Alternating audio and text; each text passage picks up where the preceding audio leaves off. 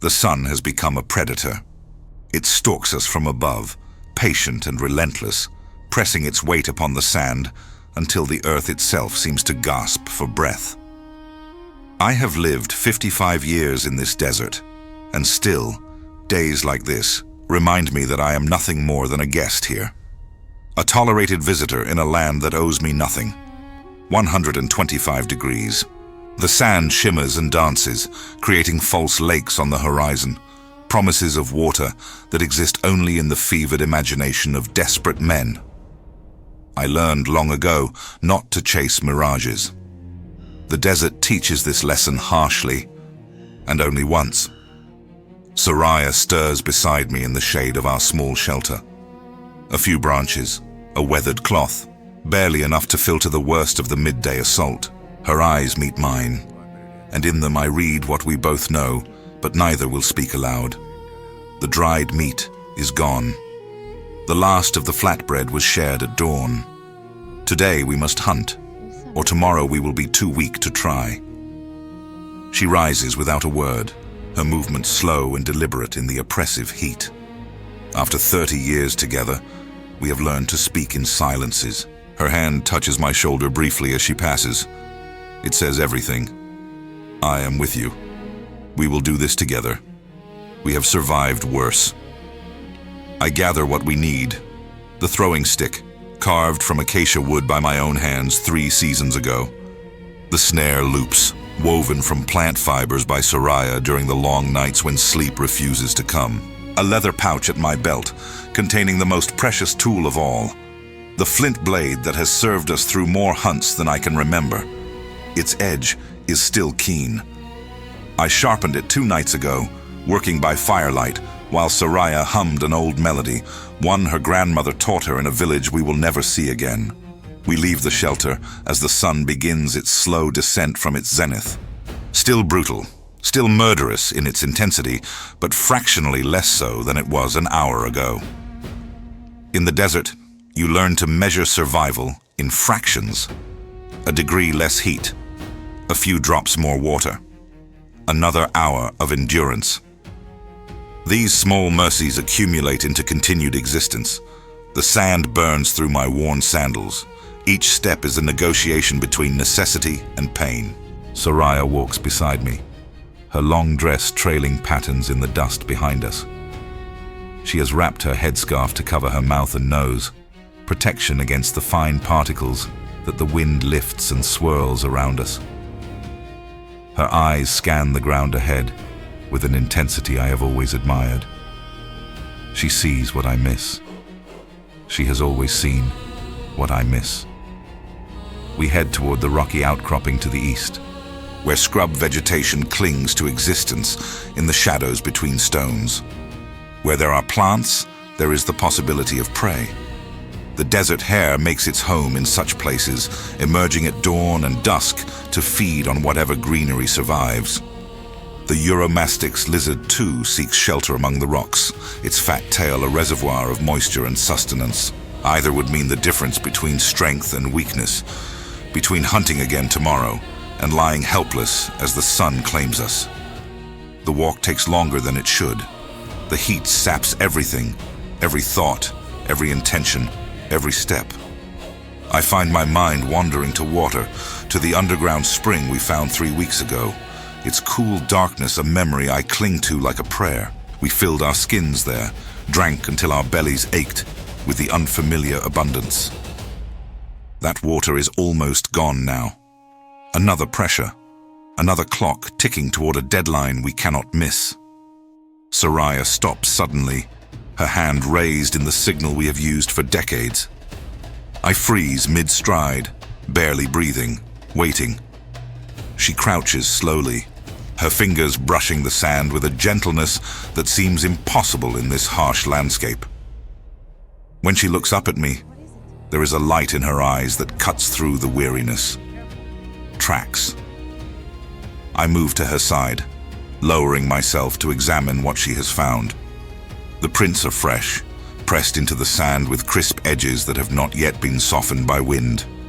A hair, and a large one judging by the depth of the impressions. It passed this way recently, perhaps within the hour. The spacing of the tracks tells me it was moving without urgency, feeding as it went, unaware of any danger. Soraya points to a slight depression in the sand where the hare paused, where it sat on its haunches and scanned for threats before continuing.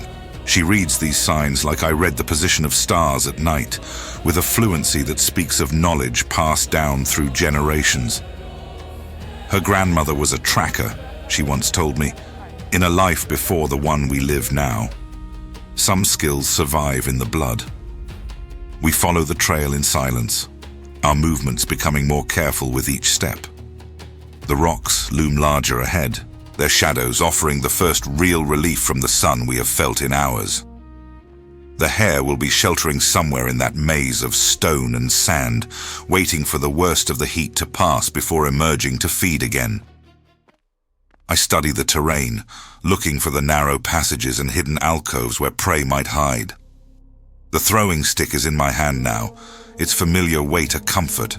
I have made this throw 1,000 times, in practice and in earnest, and still my heart beats faster at the prospect. In the desert, there is no certainty. The wind might shift, the target might move. A lifetime of skill can be undone by a moment of bad fortune. Soraya touches my arm, then gestures toward a tumble of rocks to our left. I see nothing at first, just stone and shadow and the eternal sand. Then my eyes adjust, and I understand what she has noticed. A slight movement, barely perceptible, in the darkness beneath an overhanging boulder. The twitch of a long ear, testing the air for danger. We have found our quarry. Now begins the hardest part. The waiting.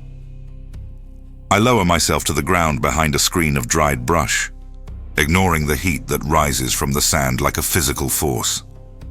Soraya moves to my right, positioning herself to block any escape route toward the deeper rocks. We have done this many times, this silent choreography of survival. She knows her role without being told. The sun continues its slow journey across the sky. Sweat traces lines down my face, stinging my eyes, soaking into my beard. I do not wipe it away. Any movement now could betray our presence, could send our only hope for sustenance bounding away across the sand, lost in the vastness that surrounds us. I watch the shadow beneath the boulder, waiting for the hare to emerge. It will come out eventually, driven by hunger or thirst, or simply the restless energy that lives in all creatures. Patience is the hunter's greatest weapon.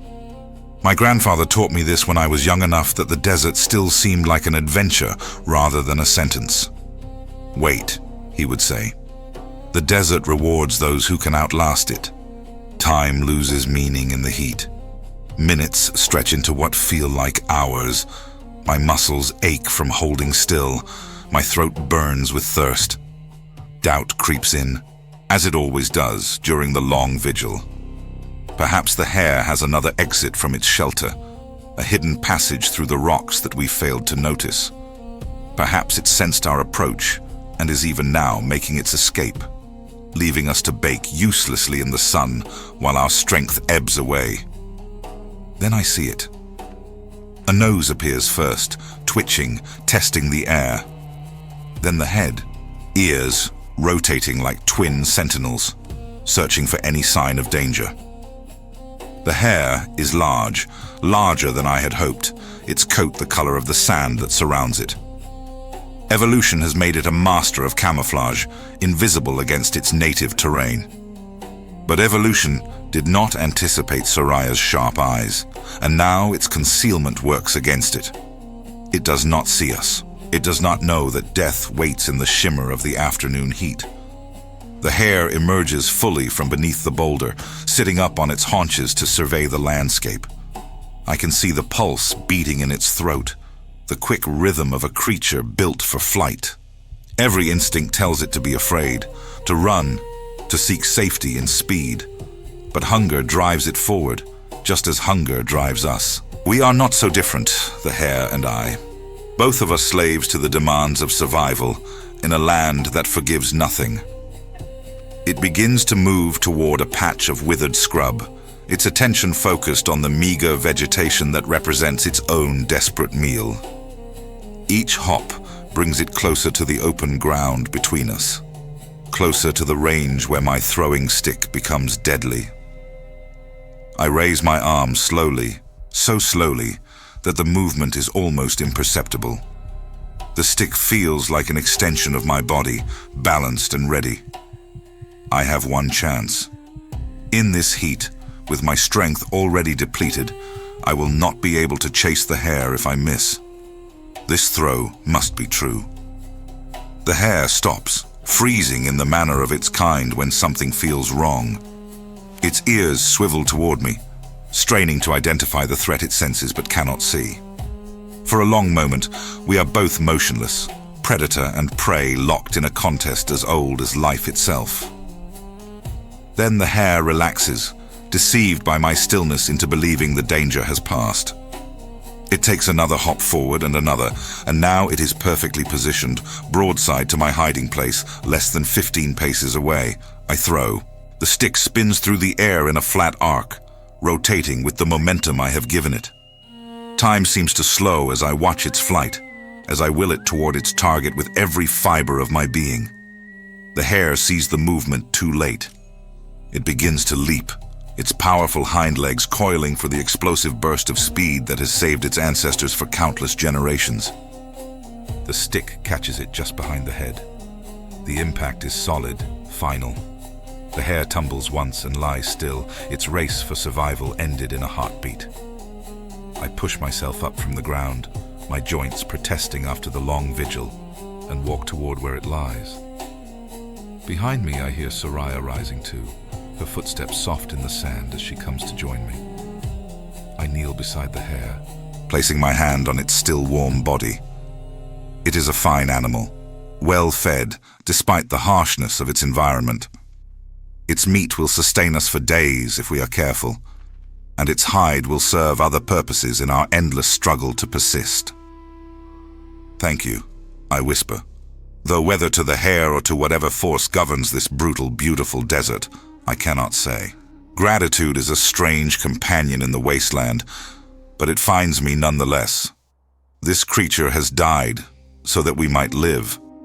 The least I can offer is acknowledgement of that sacrifice. Soraya stands beside me, and for a moment we simply look at what we have accomplished together. Her hand finds mine, squeezing briefly. No words are needed. We have done this before, and we will do it again, if we are lucky enough to see tomorrow. But each success is a small miracle, a temporary victory in a war we can never truly win. The work begins. I draw the flint blade from its pouch, running my thumb along its edge to confirm its sharpness. The stone is ancient, far older than any human craft, shaped by my hands into something useful. There is a poetry in this that I have never been able to articulate. Using the bones of the earth to harvest the flesh of its creatures, closing a circle that stretches back to the first hunters who walked these sands. I make the first cut with practiced precision, opening the belly carefully to preserve the organs within. The liver and heart are treasures too valuable to waste, concentrated nutrients that will help restore what the sun has stolen from us. I set them aside on a flat stone, handling them with the reverence they deserve. Soraya has already begun preparing a space nearby, clearing the sand of debris and testing its temperature with her palm.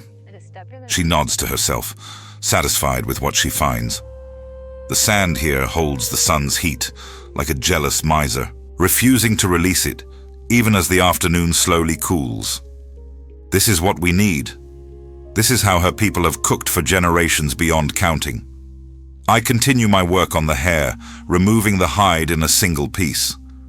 It takes patience and a steady hand, separating the skin from the flesh without tearing either. The hide will become a wrapping for the meat, a protective layer between our food and the sand that will cook it. Nothing is wasted. In the desert, waste is a luxury we cannot afford. Soraya returns with an armful of dried herbs she has gathered from between the rocks. I recognize some of them from our years together, the sage-like plant that adds depth to any meat, the bitter leaves that aid digestion, the tiny flowers that Soraya claims have healing properties I have never quite understood. She crushes them between her palms, releasing their scent into the heavy air. The smell triggers something deep in my memory, a connection to meals shared and hardships survived. We have been hungry before, many times, but we have never yet surrendered to that hunger. Somehow, through luck or skill, or the sheer stubborn refusal to die, we have always found a way. Today is no different. I watch as Soraya prepares the meat, rubbing the herbs into the flesh with movements that speak of long practice. Her hands know this work intimately, have performed it countless times across the years we have wandered together. She learned from her mother, who learned from her mother before that, a chain of knowledge stretching back into a past neither of us will ever fully know. She wraps the seasoned meat in the hide I removed, tucking the edges carefully to create a sealed package. The hide will protect the meat from the sand, while allowing the heat to penetrate, cooking it slowly and evenly. It is a method that seems almost magical in its simplicity, using the desert's own weapon against it, turning deadly heat into life-giving sustenance. I begin to dig. The sand is loose at the surface, sun-baked and pale, but as I go deeper it becomes darker, denser, almost too hot to touch. This is where the day's heat has been stored, captured and held in the endless grains that make up this ocean of stone. I dig until the heat becomes unbearable, until my hands feel as though they are being burned even through the calluses that armor my palms.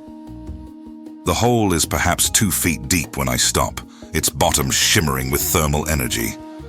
Soraya approaches with the wrapped meat, lowering it carefully into the depression I have created. She arranges it just so, centering it in the hottest part of the sand oven nature has provided. Together, we push the sand back over the buried package, covering it completely. I pat the surface smooth, feeling the heat rise even through the displaced grains. Somewhere beneath us, dinner is cooking, transformed by the same sun that has tried all day to destroy us. Now we wait again, but this waiting is different. This is anticipation rather than tension, hope rather than fear. We retreat to the shade of the rocks, conserving what strength remains to us.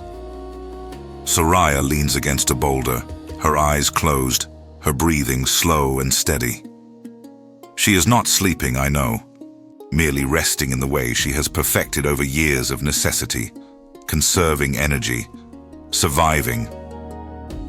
I watch the sun continue its descent toward the horizon, painting the sky in shades of orange and red that seem too beautiful for this harsh place. The desert contradicts itself constantly, brutal and gorgeous, deadly and alive, empty and yet full of secrets for those patient enough to find them. I have spent my life learning its moods, and still it surprises me. The heat begins to relent as the day ages. Not much, not enough to call comfortable, but enough to feel the difference. My body responds to the slight cooling with something like relief, muscles unclenching that I had not realized were tense. The night will bring its own challenges, its own dangers, but for now, the worst has passed. Soraya opens her eyes, meeting my gaze with a slight smile. She points toward the spot where our meal lies buried, raising an eyebrow in question. I consider the angle of the sun, the time that has passed, the accumulated experience of dozens of similar preparations. Soon, I tell her with a gesture, just a little longer. She nods and closes her eyes again, trusting my judgment, as she has learned to trust it over our decades together.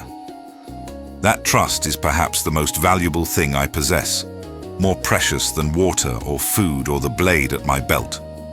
Knowing that another person believes in you is a kind of sustenance that cannot be measured. The shadows lengthen across the sand, stretching toward the east like dark fingers reaching for the coming night. I rise and approach the spot where we buried the meat, kneeling to test the temperature with my palm. The sand is still hot, but manageable now, no longer capable of raising blisters on contact.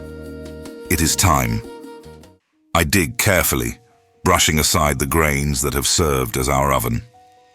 The wrapped package emerges like a gift from the earth, darker than when it went in, steaming slightly as I lift it free.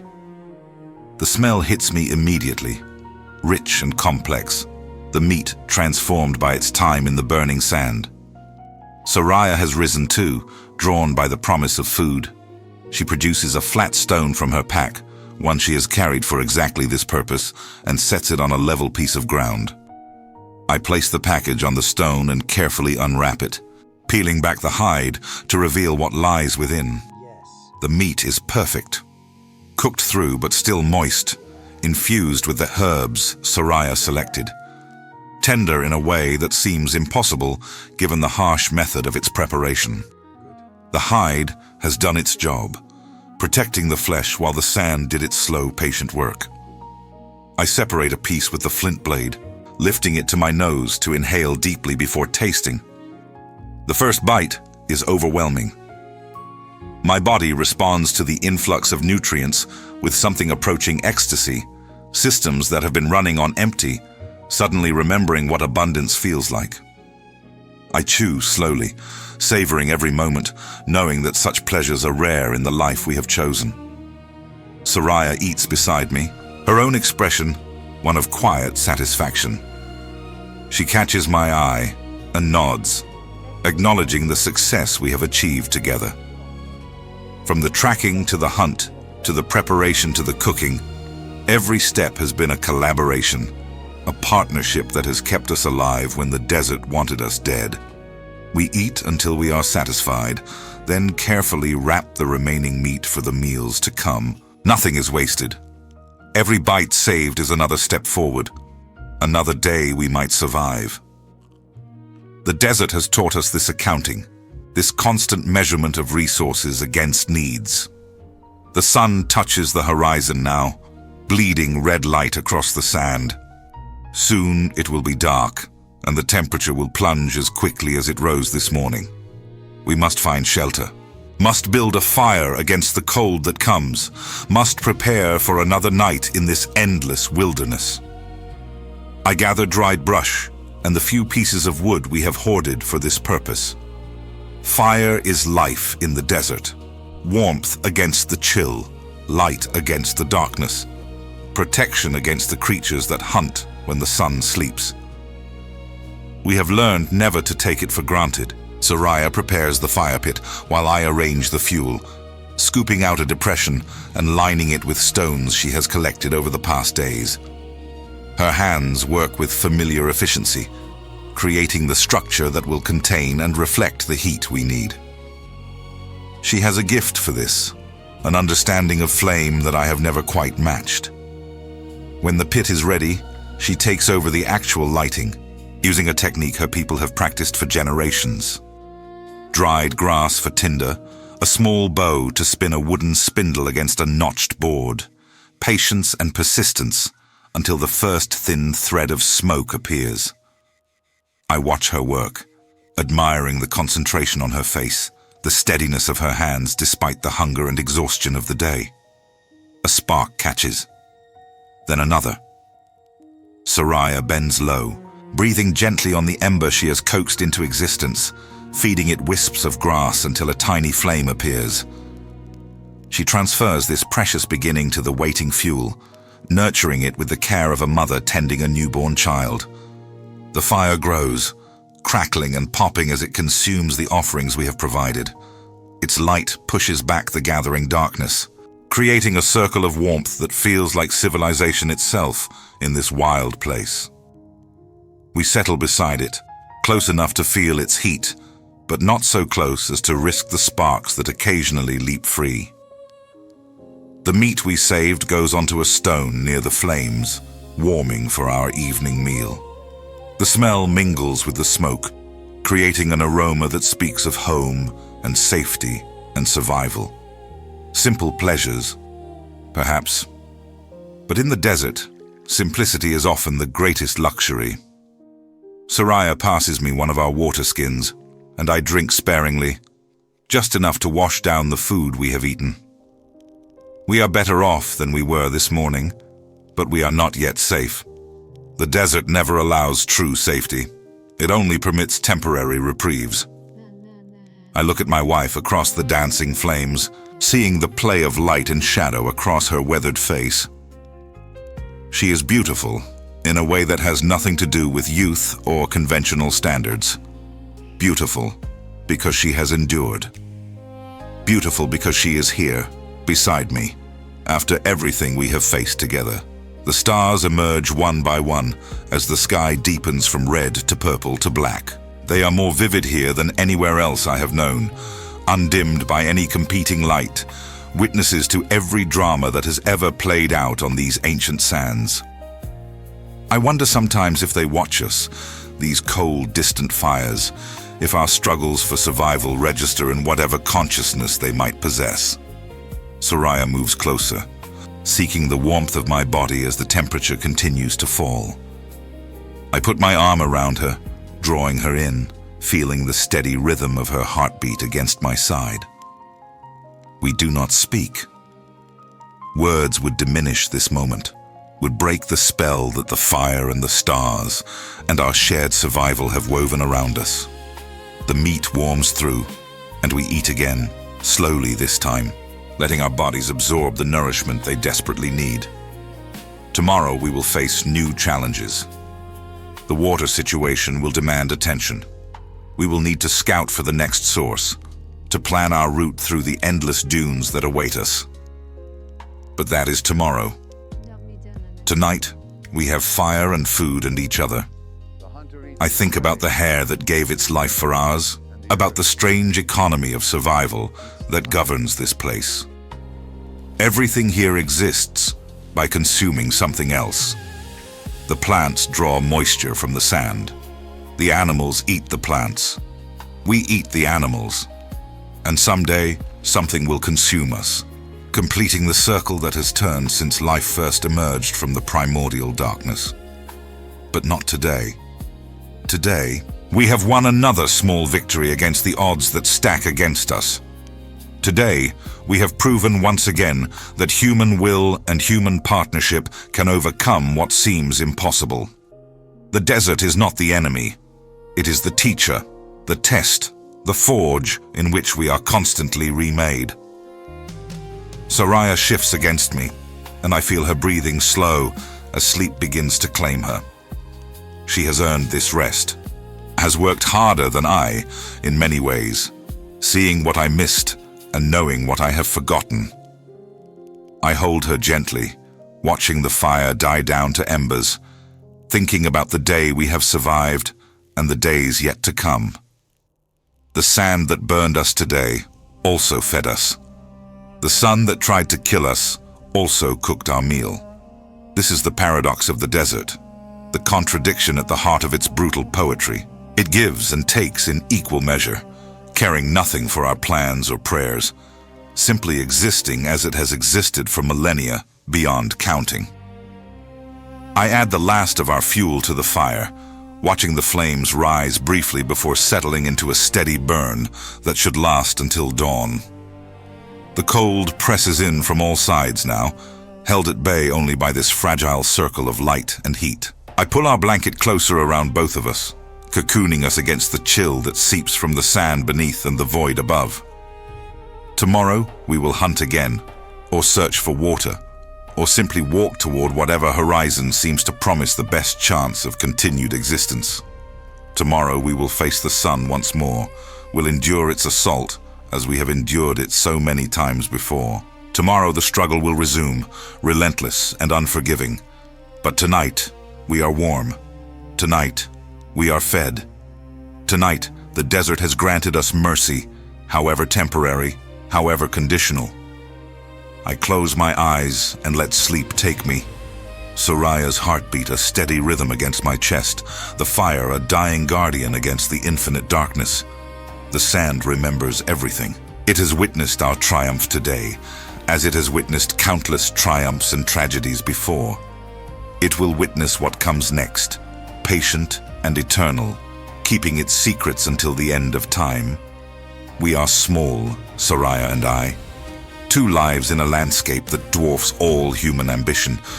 But we are still here, still fighting, still together. And in the desert, that is the only victory that matters. The fire crackles its approval, sending sparks spiraling up towards stars that have burned since before the sand was sand. I dream of water. I dream of shade. I dream of the morning and whatever it will bring. The wind sighs across the dunes, whispering secrets I am too tired to understand. Soraya murmurs something in her sleep, her hand finding mine beneath the blanket, holding tight. I squeeze back a wordless promise, a vow renewed. We will survive tomorrow too. We always do.